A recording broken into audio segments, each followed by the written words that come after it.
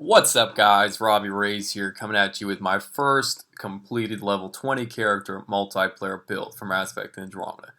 Human Vanguard. This guy got me to 20 real fast, and he slayed for me all the way. Really good, lots of fun. The character has, gameplay-wise, has improved fathoms from Mass Effect 3, which is huge because the Vanguard improved fathoms from Mass Effect 2 to Mass Effect 3. So, it's getting into this game, I'd say it's probably improved even more, which is pretty stunning because it was a severe change from Mass Effect 2 to Mass Effect 3. And even, obviously, with each game, the Vanguard evolved. But this is the best it's ever felt. This is the most diverse it's felt. This is the most... this feels right, the way they set up the Vanguard in this.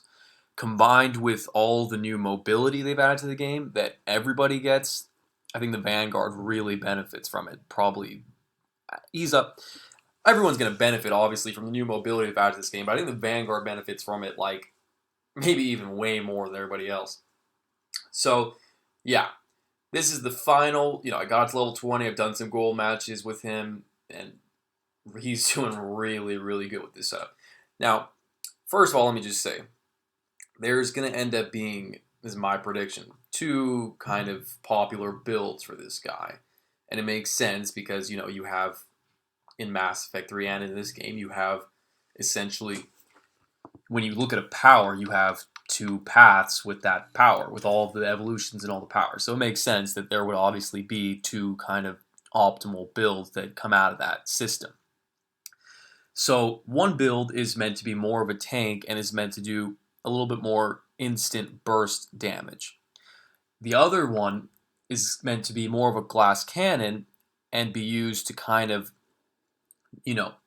do more consistent damage all the time, but be more of a glass cannon. What's interesting is just because you go for a kind of tankier build with this guy does not mean you're not going to be putting out damage, because you will be putting out a lot of damage with a tankier build too.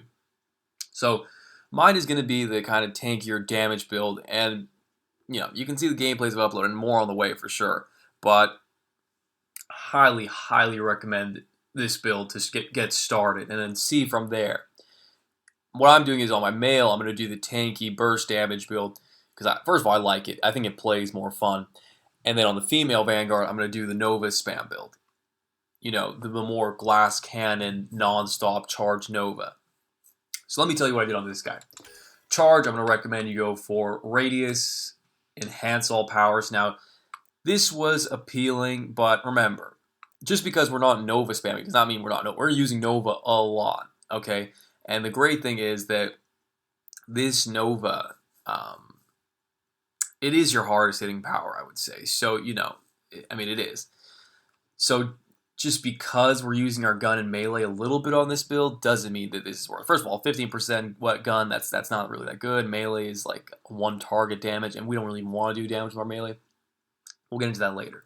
So we're putting power damage and force down. Over here, and remember, it's only for 5 seconds. So if you don't Nova within 5 seconds of charging, you're not going to get this benefit. So always keep that in mind, because often on this build, you're going to open with Nova and close with charge. So the only way you're going to get this is if you're charging and then Novaing. You see what I'm saying? And you still will do that. You kind of mix it up with this build. Here we're going to go full shield restore. This is the obvious kind of tank evolution, right? Damage resistance 75%, shield restored. But look at that, 35% damage in general. Okay, so 35% damage in general. That's for everything. Melee, gun, Nova, charge, everything. So that's awesome. And that's what I'm saying. Like, even though he's kind of a tankier build, he still gets some good damage bonuses that this guy wouldn't get. All right, Nova, I'm going to go for damage and force. Radius, it would be nice, but honestly, I still feel like the Nova is not hitting as hard as I wanted to. So, for me, I can't skip out on that. And it's fine, because remember, half the time, you're going to be close. You're going to want your Vanguard. You're up close. And if you take a look at this number here, 4 meters, that's huge, guys. That's more than good enough. If you get this, it would be really good just to set up multiple people to take some pain, but in my opinion, this is much more useful. Because the Nova does feel a little bit underpowered, to be honest. Okay, over here is where we're going to make kind of a big decision. If you're going to go for armor or shield. Now, I went shield all the way because against Ket, it's kind of a no-brainer. You're not going to be really charging and noving the big monster too much. You're not going to be charging and noving the flying dude too much. But you got tons of guys with the LMGs. You know, the guy with the LMG. You got the assassin character with the stealth. You got, and against the robot team, the Remnant, you have so many enemies with shields, and it's really useful. Against the Merc group, this would be way better. Okay, because you have so many. You got the Krogan, you got the Solarian, you got the Turian, you got the Asari, and they all have armor. So if you want to decimate the Mercenary group, definitely pick this evolution, guys. But I'll give you my reason why I went for this. And remember, my gold gameplays that I uploaded were against the Mercenaries. And I was using this build. The reason why is, like I said, there are some enemies in this game where for now, it's not going to be really a good idea to be charging and noving them nonstop. Like the big robot that the mercenary group gets, the big monster we talked about, the Ket gets, the big robot boss that the Remnant gets. So no matter what, you're going to have to use your gun against those guys to help the team out, to put some deeps on them. So, right off the bat, cross out a number of armor targets that you're not going to be useful against with your Nova. And I'm not saying you can't charge a Nova. You probably could without worrying about getting sync kill, just because you have such good dodge in this game. It's a lot like in Mass Effect 3, if you play the N7 Slayer or the Turian Havoc, you could, it didn't matter too much what shitty situations you charged into with those guys, because your dodge was so good that you could charge a Banshee and then literally just dodge out and be like 10 feet away from her 5 seconds later. So, and in this game, everybody gets that kind of a dodge. So in this game, I'm not saying you can't charge and over the bosses because you're worried about getting sync killed, because you could easily use your dodges to just get out of that situation. It's just not going to be a consistent source, though, guys, because forget the fact that they can sync kill you. They're putting out monster DPS on you, and then combine all the other minions that are shooting at you. If you're charging and noving that big group, they're going to put insane damage on you, and you will go down a couple times trying to play like that. So it's best to kind of focus on your gun, beefing up your gun to help you against those targets. So, and again, I said this in another video too. This is basically, this decision right here is basically going to decide what ammo type you're going to put on your gun. Like if I take this evolution, I'm going to be using incendiary rounds and cryo rounds all the way on the Vanguard. You know what I'm saying? Because that's going to give you the biggest edge against armor targets. I'm already dealing with shields nicely with this. Armor targets is where it's at. This is where I have the problem. So I'm going to be using incendiaries and cryos on this guy. If I'm going gold unknown, definitely incendiary and cryo ammo. Yeah, so that's kind of the logic. And, even on gold, like if I'm charging against like the shielded targets, I still don't feel like I'm doing enough. But, it's better with this Nova. So yeah, I'm gonna recommend the shield and use your gun kind of on armor targets. Even you can go back and watch my gold gameplays when I'm like dealing with the Krogan and he's like so tanky, that Krogan enemy the mercenaries get. I'm just like putting rounds and rounds into him and noving and charging and mailing, doing everything I can do to put some damage on that guy. And it's like he will not die. So I really wish when I fight the mercenaries that I'd take this evolution. But overall, if you're a guy that's going to be playing a lot of gold, unknown, I do believe this is the better option for now. And in general, because remember, you're going to soon, right now we're all kind of struggling with shitty guns, but once you get good guns, it's not going to be a problem. You're going to have like a really good gun that's going to help you drop those big armor targets much faster. Okay, so getting into this, I really like this evolution, guys. This is really good. It knocks enemies to the ground, so that's damage you're not taking, and it primes them for a biotic combo, so that's more damage to them. And the wording is a little weird. Only unarmored, unshielded, normal sizing. What does that mean? No one really knows. I mean, if you were, in my experience, it sets up everybody for the biotic explosion. It's not going to knock everyone to the ground, but it sets everybody up for the biotic explosion. I've noted the big armor targets, and then if I charge or shockwave, I get a biotic combo. It doesn't knock them on their ass, but it definitely sets them up. And if we're talking about like an enemy that just has a shield and a health bar, if you drop their shield with the Nova, they get knocked to the ground and set up for an explosion. So this is one of those evolutions that you kind of turn your head at it, like, because the wording doesn't make much sense. Until you test it out, you won't really see like that it's really worth it. If I just read this and I expected the worst case scenario, I would not think it's good. But I kind of thought that they would kind of go all the way with this evolution, even though the wording doesn't explicitly explain. And sure enough, they did. So this is a really good evolution, guys. Now, this is obviously the evolution for guys that want to be just Nova charge spamming, and that's a good way to do it, because this is just going to take up, Nova's not going to be on a power cooldown. It's just going to take up your shield. And you're always going to have your shield if you're picking this evolution, basically. 75% recharge speed. I mean, that's crazy. Okay, so yeah, Shockwave. I tried to reset power on this guy, and it makes you put 1 point into all of these powers, so that's kind of lame. But it isn't lame because Shockwave is actually pretty useful. If you Nova and then you Shockwave, you do get your combo off. So it's very helpful. And you can even detonate your, remember, it's a detonate, it's combo with primers. So if you're shooting at like a boss or any enemy with your Incendiaries, Cryo, or Disruptor rounds, and you want to detonate with your Shockwave, and you don't want to waste the charge or Nova, because you're kind of in a safe spot, then, yeah, use the Shockwave and get a good detonation. What I need to learn about this power, which no one really knows yet, because in Mass Effect 3, you didn't get the level 3 combo. You know what I'm saying? There were 3 levels of how powerful a biotic combo, a tech burst, a fire explosion could be. And it depended on the power that primed and the power that detonated. They had to be fully leveled up. Doesn't matter what the evolutions say, you just have to have full points in them to get a level 3 combo. So with only 1 point, if I Nova and Shockwave, I'm curious, am I getting the best possible biotic explosion I can get? If it's following after Mass Effect 3, then you're not going to be getting it. And when I play it, I do feel like I'm not getting the best possible explosion. It feels like when I Nova and charge, I'm getting a better explosion than when I Nova and Shockwave. I could be wrong, it's just how it feels.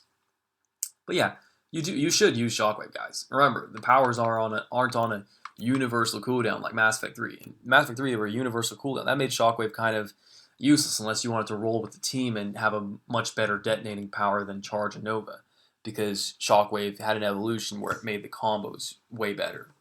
This game, I still think Nova is going to be your hardest hitting power. So, I mean, just look at the damage number at rank 1. It's like, compared to this damage number. So, yeah, it is nice. You should use it to detonate for your Nova and detonate your ammo. Okay, Apex training. This is really good, guys. And these are really kind of no-brainers, too, because here you get 8% weapon damage or 10% power damage. Remember, we're using our gun, but we're definitely using Nova a lot. It's going to be our primary damage dealer. Over here, do you really want to hover longer and have more accuracy? It's clearly not really meant for this guy. A little bit more weapon headshot and weak point bonus. That's good.